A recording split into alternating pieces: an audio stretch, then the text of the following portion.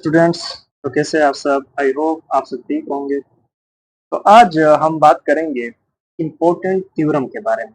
Complex number के साथ relate करती है ये, जिसका नाम है डी मोरियस थ्योरम। क्या है? De Morgan's theorem.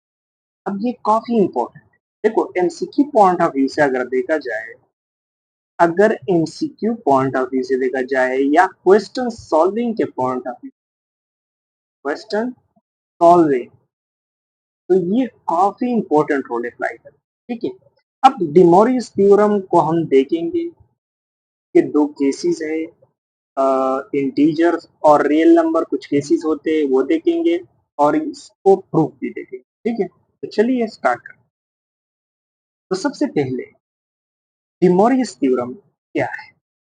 देखो, डिमोरियस थ्योरम हमारे पास ये चीज, there is nothing but this thing, cos and theta। I'm sorry, अब देखो मैं आपको लिख लेता हूँ, cos theta plus iota sin theta whole power n equal to cos n theta plus iota sin n theta। अब देखो, जब पावर होता है और वो हम इसके जो डोमेन है ना, इस cos थीटा का डोमेन या sin थीटा का डोमेन, इसके साथ मल्टीप्लाई कर दे तो इसको हम बोलते हैं डी मॉरियस। ठीक है, अब देखो n हमारे पास जो होता है वो हमारे पास हो सकता है इंटीजर हो सकता है, या n हमारे पास हो सकता है रैशनल नंबर हो सकता है। तो अगर इंटीजर हो तो बहुत ही स्ट्रेट फॉरवर्ड बात आ जाए, लेकिन अगर रैशनल हो तो उसके लिए कुछ मल्टीपल वैल्यूज हो। अब देखिए, सबसे पहले इसको प्रूव करते हैं, फिर इनकी ये दो, चलिए स्टार्ट करते हैं इसके प्रूफ्स। अब देखो, इसके प्रूफ को अगर हम देखें तो हमने पिछली वीडियो में हमने फॉर्म्स पढ़े थे। एक फॉर्म पढ़ा था एक्सपोनेंशियल फॉर्म। अगर आप देखना चाहते हैं तो उस वीडियो में जाइए, मैं डिस्क्रिप्शन में लिंक दे दूँ। ठीक है, उसको पहले देखिए, फिर आपको प्रूफ करने में आसानी होगी। ठीक है, अब देखिए, चलिए प्रूफ। अब देखो, सबसे पहले हमारे पास है ये, चलिए इस थ्योरम को लिख लेते हैं, cos theta plus iota sin theta whole power है। ठीक है ना? अब देखो, ये cos थीटा को हमने वहां पे प्रूव किया था कि cos theta plus iota sin theta, ये हमारे पास बराबर होता है किस चीज, पावर आयोटा। अब ये इसका पोलर फॉर्म है, या इसको हम ट्रिग्नोमेट्रिक फॉर्म भी बोलते हैं, पोलर फॉर्म। और ये इसका जो है ना आइलर प्रॉपर्टी भी बोलते हैं, या एक्सपोनेंशियल फॉर्म, एक्सपोनेंशियल फॉर्म। ठीक है, एक्सपोनेंशियल, ठीक है, रिप्रेजेंटेशन से। अब इसकी जगह मैं यहाँ पे प्लेस कर देता हूँ ये, इसको हमने बाकायदा प्रूफ किया था, इंटीग्रेशन के मेथड से हमने इसको प्रूफ किया था। आप डिस्क्रिप्शन में, वीडियो में मैंने लिंक दे दिया है, डिस्क्रिप्शन में लिंक दे दिया है, आप वहां से देख सकते हैं। अब देखो, यहाँ पे मैं लिख सकता हूँ ई पावर आयोटा थीटा, ठीक है, होल पावर, सही है। अब देखो, एक्सपोनेंशियल प्रॉपर्टीज के मुताबिक तो इसको हम मल्टीप्लाई कर सकते हैं ना, इसको इस तरह से लिख सकता हूँ, आयोटा पावर एन थीटा, लिख सकते हैं। अब यहाँ पे देखिए एक पॉइंट नोट, कि यहाँ पे जो थीटा है ना वो एन थीटा के बराबर है। अब इसको अगेन पोलर फॉर्म में कन्वर्ट, इसमें पोलर फॉर्म में, लेकिन अब यहाँ में आप क्या करें, यहाँ पे आप थीटा को आपने एन थीटा लें, मतलब ये जो है ना ये आपका होल थीटा बन जाए, या अल्फा भी दे सकता हूँ, लेकिन मैं इसको चलिए थीटा, आप कंफ्यूज ना हो। अब देखिए, इसको मैं अगेन कन्वर्ट करूंगा तो ये क्या होगा, फिर ये लिखा जाएगा cos n theta plus iota sine n theta. तो देखो ये प्रूफ हो गया। तो ये हमने प्रूफ किया गया कि ये स्टेटमेंट जो है ये इसके बराबर है। फॉर्म चेंज कर दे, ठीक है, तो ये इसका प्रूफ है डिमोरियस थ्योरम का। अब देखो डिमोरियस थ्योरम के एप्लीकेशन अब अप्लाई किस तरह से करें। अब इसको हमने अप्लाई किस तरीके, how can apply, how can apply De Morgan's theorem on MCQs questions. ये पेपर में एमसीक्यूज भी आ सकते हैं, टेस्ट वायरम एमजी, ठीक है। अच्छा, तो सबसे पहला क्वेश्चन आ रहा है हमारा, फॉर एग्जाम्पल अब सबसे पहला केस देखते हैं। पहला केस जो हमारे पास है, n बिलोंग टू इंटीजर। अब देखो क्वेश्चन ले लेते हैं। हमारे पास एक z है, ठीक है, और वो है under the root 3 plus iota whole power 5। इन यहाँ पे जो 5 है ना, 5 बिलोंग करते हैं, यहाँ पे n भी हमारे पास n। अब देखिए, अब ये जो है ना, अगर आप इसको रिड्यूस करोगे ना तो ये बहुत टाइम लेगा, लेकिन अगर इस पे आपने डिमोरियस थ्योरम अप्लाई कर दी तो ये बहुत ही स्मॉल टाइम आपसे लेगा। अच्छा, चलिए अप्लाई करते हैं। अब देखो, अप्लाई से पहले मैं कुछ ट्रीटमेंट इसके करता हूँ ताकि आर्ग्यूमेंट इसका इजीली निकल जाए, ठीक है। आर्ग्यूमेंट का भी मैंने एक वीडियो बनाया है, मैं डिस्क्रिप्शन में दे दूंगा, वो अभी आप देख सकते हैं। इसके साथ मैं 2 के साथ मल्टीप्लाई भी कर सकता हूँ और 2 के साथ मैं डिवाइड भी कर सकता हूँ। तो देखिए, यहाँ पे 2 मल्टीप्लाई भी कर रहा हूँ और डिवाइड भी कर रहा हूँ, ठीक है। 2 मल्टीप्लाई भी कर रहा हूँ और डिवाइड भी कर रहा हूँ, ठीक है। अब चलिए, अब देखो इस पे क्या हो जाएगा। अब एक 2 को अंदर भेजो, under the root 3/2 plus iota divided by, sorry, और इसके होल पावर आ जाएगा क्या चीज, 5, होल पावर आ जाएगा 5। अब देखो z के बाद क्या करना है हमने, अब 2 पे पावर लग जाएगा और इस पे भी पावर लग जाएगा। ये अंडर द रूट नहीं है, ये सिर्फ आयोटा 2 है, सॉरी 5, ठीक है। अब देखिए, अब इसका पहले हम आर्ग्यूमेंट फाइंड करेंगे। अब देखो, इसका तो पहले आपने क्या करना होगा, फाइंड करना होगा क्या चीज, ठीक है। अब z फाइंड करें। अब देखो, z का मोड, मोड क्या होगा इसका, क्योंकि आ रहे हैं, ठीक है। वो होगा 1, 1 होगा। और फिर उसके बाद आर्ग्यूमेंट क्या होगा, argument of z is equal to theta,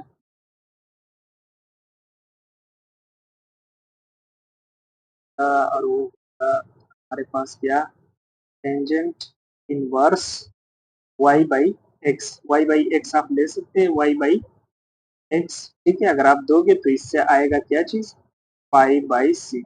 अब y क्या है, y हमारे पास है 1/2 और x क्या है अंडर द रूट 3/, इसको काटेंगे और 1/√3 जो होगा वो के बराबर है 5/6। देखो, इसको आप डायरेक्टली कन्वर्ट कर, अब देखो 2 पावर 5 तो हम लिखेंगे, अब इसको पोलर फॉर्म में कन्वर्ट करें तो cos 5/6 प्लस आयोटा साइन 5/6, क्योंकि इसका मॉडुलस तो 1 है, मॉड तो इसका 1 है और इसके ऊपर होल।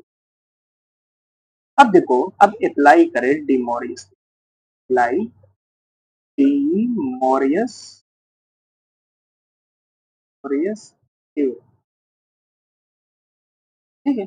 अब डिमोरियस थ्योरम को अप्लाई करेंगे तो क्या आएगा, अब देखो 2 पावर 5 तो ऐसे ही आ जाएगा, ठीक है। फिर हमारे पास आएगा cos, अब देखो ये जो पावर में है ना, ये इसके डोमेन के साथ मल्टीप्लाई कर, क्या आ जाएगा 5π/6 प्लस आयोटा साइन 5π/5 तो देखो ये इसका आंसर है, इतना इजीली हमने कर दिया, ठीक है ना, ये इसका आंसर आ गया, ठीक है ना। अब देखो इसका आंसर ये तो आ गया, सही है। अब इसको आप फिर कन्वर्ट भी कर सकते हैं, ऐसा नहीं है, इसको आप सॉल्व करें, इससे क्या आता है और ये क्या आता है, तो पावर भी आपको रिड्यूस हो जाएगा, है ना। 2 पावर 5 तो 32 आता है। और यहाँ पे कॉस क्या आता है, cos 5/2 किस आर्ग्यूमेंट्स में आता है, तो तकरीबन आता है। आप इसको खुद सॉल्व करें, ठीक है, क्योंकि cos 5/6 जो है ना, का वैल्यू भी निकाले और यहाँ पे डाले, ठीक है, और इसका वैल्यू भी निकाले और यहाँ पे डाले, तो फिर से आपको अलजेब्राइक फॉर्म में कन्वर्ट हो जाएगा और ये आपके पास आंसर, ठीक है। तो कन्वर्ट करें आप जैसा चाहें, ठीक है। अच्छा, तो इसके बाद केस 2, केस नंबर 2, अगर n हमारे पास बिलोंग करे रेशनल, अब रेशनल नंबर में अगर बिलोंग करे, जैसे कि फॉर एग्जांपल यही आंसर लेंगे अंडर द रूट 3, यही क्वेश्चन लेंगे, ठीक है, आयोटा होल पावर 1/5। अब इस पे वो इम्प्रूवमेंट करते हैं, तो 2 से मल्टीप्लाइड भी करते हैं, 2 से डिवाइड करते हैं, under the root 3 plus iota whole, ठीक,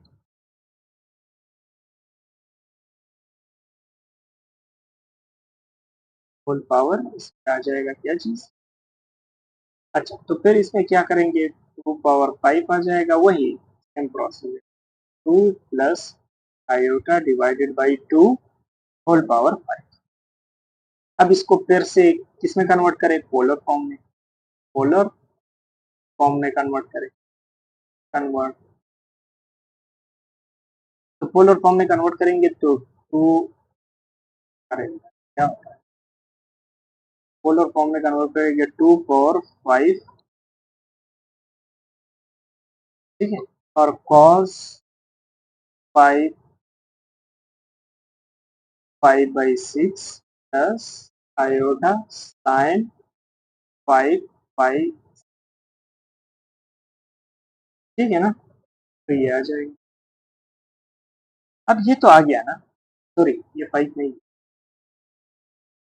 ये 5 नहीं है, यहाँ पे 1/5 और यहाँ पे भी 1/5, ठीक है।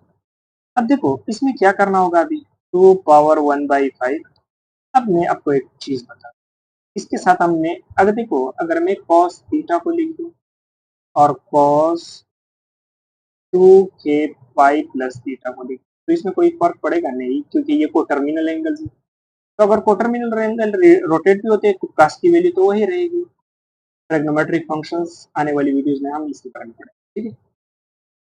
अच्छा, अब इसको मैं इस तरह से, इसके साथ अगर मैं 2 के पाई को ऐड भी करूंगा तो इसके ऊपर कोई असर नहीं, कोई भी असर नहीं पड़ेगा, ठीक है ना। 2 के पाई प्लस पाई/6 के ऊपर कोई भी असर नहीं पड़ने वाला है, ठीक है। अब इसके बाद अप्लाई कर दो डिमोरियस, अब यहाँ से इसके बाद अप्लाई डिमोरियस थ्योरम, डिमोरियस थ्योरम, ठीक है। अब देखो डिमोरियस थ्योरम को अप्लाई करो, 2 पावर 1/5, तो ये आएगा कॉस, और 1/5 से मल्टीप्लाई कर दो, ठीक है ना। तो पहले मैं थोड़ा सा रिड्यूस कर देता, तो ये आएगा 12 के पाई प्लस पाई/6, इस एलसीएम को मैंने रिड्यूस कर दिया और यहाँ पे भी इस तरह से डिमोरियस थ्योरम अप्लाई कर, यहाँ पे भी आएगा 12 के पाई divided by pi plus pi divided by 6, 1/5। अब अप्लाई कर दो डिमोरियस, तो 2 पावर 1/5 और यहाँ पे आएगा कॉस, तो इसके डोमेन के साथ मल्टीप्लाई होगा, तो 1/5 इसके साथ मल्टीप्लाई होगा तो क्या आएगा, 12 के pi plus pi divided by 30, क्योंकि 6 5 जा, यहाँ पे साइन 12 के pi plus pi divided by 30, ठीक है। अच्छा, इसके बाद क्या करना होगा, अब देखो जब आपकी वैल्यू मतलब इन की वैल्यू हमारे पास क्या हो, रेशनल हो, तो आपके पास मल्टीपल वैल्यूज आएंगे, मल्टीपल वैल्यूज। लेकिन जब इन आपके पास इंटीजर हो तो आपके पास यूनिक वैल्यू आएगा। अब देखो ऊपर वाले क्वेश्चन में अगर देखें तो वहां पे इन हमारे पास इंटीजर था, तो वहां पे एक यूनिक वैल्यू आ रही थी। अब यहाँ पे मल्टीपल वैल्यू आ। अब जैसा कि इनकी वैल्यू यहाँ पे हमारे पास है 1 और 5, तो यहाँ पे 5 वैल्यूज आएंगे। अगर इनकी वैल्यू अगर आपके पास 1 और 6 हो तो 6 वैल्यूज आएगी। तो इस तरीके से आपके साथ मल्टीपल वैल्यूज। अब किस तरह से आएगी मल्टीपल? अब की वैल्यू को हमने रिप्लेस करना होगा और की वैल्यू को हमने स्टार्ट करना होगा 0। तो 0, 1, 2, 3, 4। अब देखो ये 5 पूरे हो गए ना।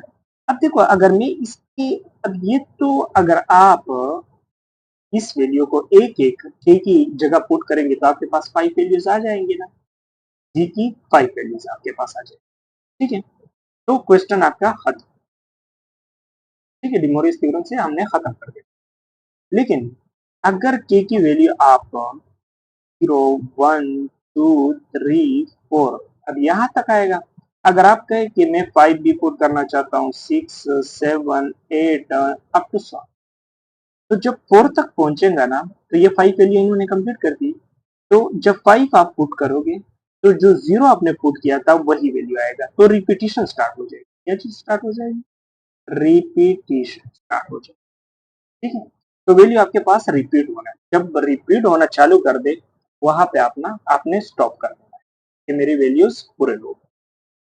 ठीक है, तो ये थी हमारे पास डिमोरियस थ्योरम। ठीक है, तो मिलते हैं अगले वीडियो में। तब के लिए थैंक यू।